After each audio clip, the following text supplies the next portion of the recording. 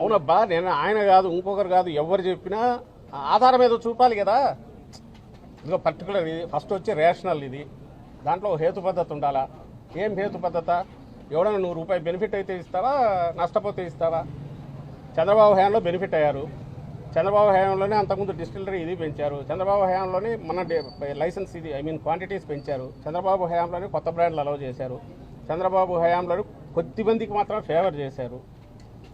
చంద్రబాబు హయాంలో మద్యం ఏరులు అయిపోయింది, మీకు తెలుసు నాకు తెలుసు. ఈ రోజు అంతకు రెండింతలు పారుతుంది, ఆ రోజు బెల్ట్ షాపుల ద్వారా ఆ రోజు పారింది. నీ ఫ్యాక్టరీ పెట్టుకుంటే నీ దానికి ఆర్డర్ ఎక్కువ వస్తే నువ్వు ఎక్కువ ప్రొడ్యూస్ చేసి ఇస్తే నీకు కాస్ట్ తగ్గుతుంది, ప్రాఫిట్ పెరుగుతుంది. కాబట్టి నువ్వు ఇస్తావు, ఇవ్వడానికి అవకాశం ఉంటుంది, ఇస్తావని కూడా నేను ఛాన్స్ ఉంటుంది. జగన్మోహన్ రెడ్డి గారి హయాంలో తగ్గింది క్వాంటిటీ. జగన్మోహన్ రెడ్డి గారి హయాంలో గవర్నమెంట్కు రావాల్సింది ప్రతి పైసా వచ్చింది. జగన్మోహన్ రెడ్డి గారి హయాంలో ప్రభుత్వ దుకాణాలు అయినందువల్ల కింద బాటిల్ అమ్ముడుపోతేనే ఇమ్మీడియట్ రికార్డ్ అయ్యి ఆ తర్వాతే డిస్టిలరీకి అమౌంట్ పోయింది, స్టేట్ ఎక్స్చెకర్కు రావాల్సి వచ్చింది. దానివల్లే ఆదాయం పెరిగింది విపరీతంగా.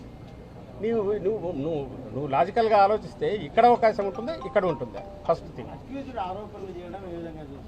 అక్యూజ్డ్ అది అక్యూజేషన్ తప్పు కాబట్టి అక్యూజ్డ్ అనగలుగుతున్నాడు ధీమాగా.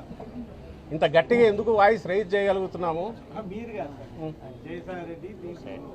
ఎవరినన్నాడు ఆయన? ఏం మాట్లాడారు? ఎవరు ఆయన? ఆయన ఎందుకు? అదే నేను అంటున్నా కదా, ఆయన ఎందుకన్నాడు అనేది, ఆయన ఈ పార్టీలోంచి బయటికి వెళ్ళినాక ఎందుకు అట్లా అన్నాడు అనేది ఆయన చెప్పాలి, ఎక్స్ప్లెనేషన్ ఇస్తే.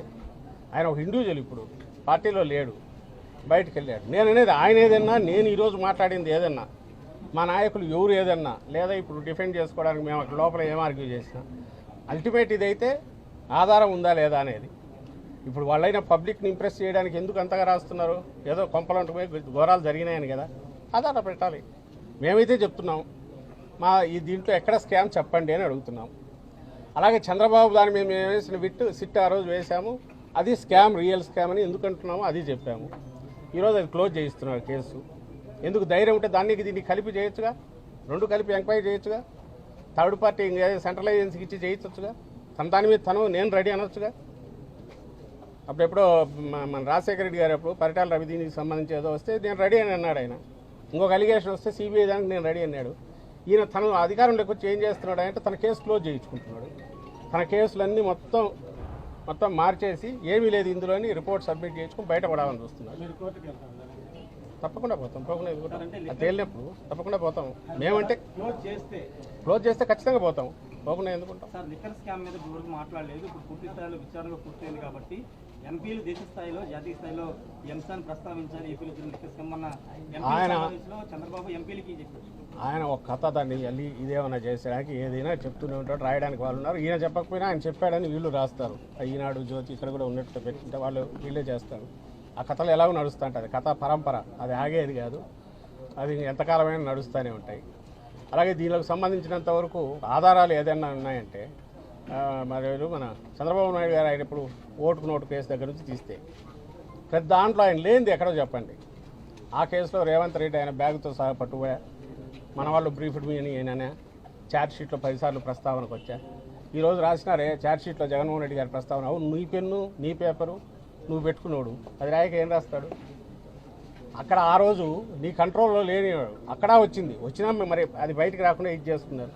ఆ తర్వాత పొలిటికల్ కాంప్రమైజ్ అయ్యి ఏమై చేసుకున్నారో తెలియదు అని గుడిచప్పుడు కాకుండా ఇటు వచ్చి తప్పించుకున్నారు. అంతకంటే అది క్లించింగ్ ఎవిడెన్స్. బ్యాగుతో డబ్బు, మనిషి వీడియో, అతను ఆ పార్టీ నాయకుడు రేవంత్ రెడ్డి అప్పట్లో తెలుగుదేశం పార్టీ నాయకుడు. అండ్ దేరేజ్ దానికి ఫిట్ ప్రోకో అంటే అది ఇచ్చినందుకు ఓటు వేయించుకోవడానికి ఎలక్షన్ ఉంది.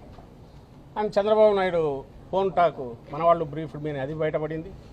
అది ఫోరెన్సిక్ పోయి కరెక్ట్ అని కూడా అది వచ్చింది. ఎస్, అది ఎవిడెన్స్.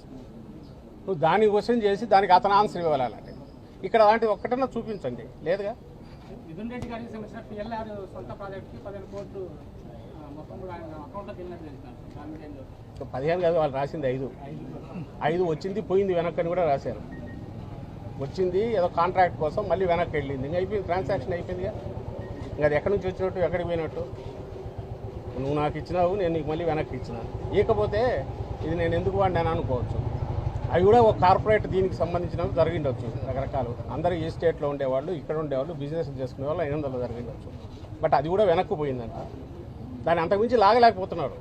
ఇగో అదేదో ఎలక్షన్ టైంలో 8 కోట్లు దొరికిందని దాన్ని బిగించి దీన్ని చూపాలని, ఇది ఒక 5 కోట్లు వాళ్ళ దగ్గర నుంచి వీళ్ళకి వచ్చింది చెప్పాలి. ఇట్లాంటివి సంబంధం లేనివి ఇండిపెండెంట్గా జరిగిన అంశాలు ఎక్కడన్నా ఉంటే ఎక్కడ ఏది దొరికితే అది తీసుకొచ్చి బలవంతంగా దీనికి ఎట్లా గుదిగుచ్చి చేయాలనేది ట్రై చేస్తున్నారు. అదేం నిలబడట్లా, అది వాళ్ళు ఫెయిల్ అవుతున్నారు. కొద్దిసేపు క్రితం ఆంధ్రప్రదేశ్ కాంగ్రెస్ కమిటీ వ్యవహారాలు చూసే మాణిక్యం ఠాగూర్ దాని గురించి ఎందుకు మాట్లాడాలి అసలు? కాదు, ఆ పార్టీ ఇక్కడ టీడీపీ దీనికి లేకపోతే చంద్రబాబు నాయుడుకు లేదా ఎన్డీఏ టోటల్గా బీ టీమ్గా కాంగ్రెస్ పార్టీ అయిందో రాహుల్ గాంధీ ఆయన చెప్పాలి.